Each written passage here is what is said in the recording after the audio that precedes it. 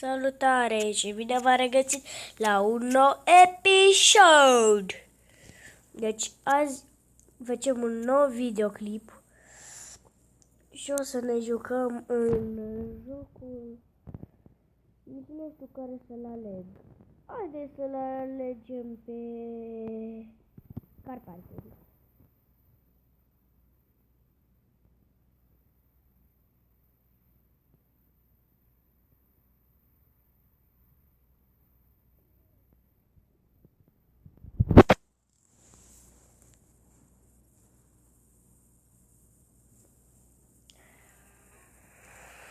Deci, eu strâng banda și asta e mașina mea. Start. Deci eu am ajuns la Last Drive 2 single player track. Hyde Mountain. Deja un minut, nici n-am reușit să intru și un minut. Bobby Baba.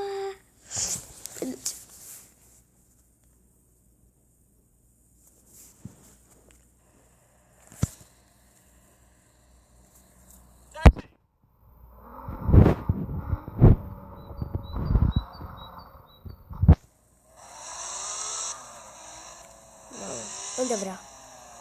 Asta. Hai că-l ducem unde vrea. Întâi luăm asta.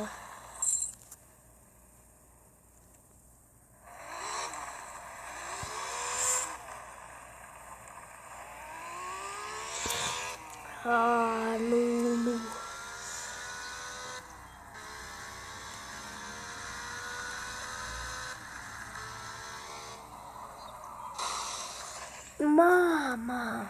Mama!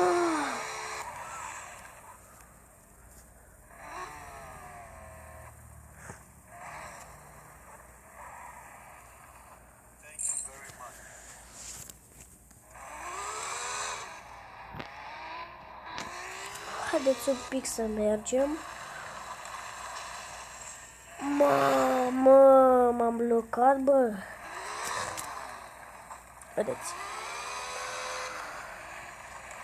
Ei, vă rog, nu știți ce e acolo.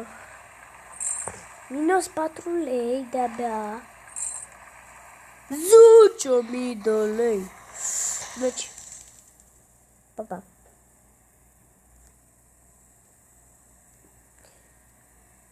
Îmi cer scuze, dar pa!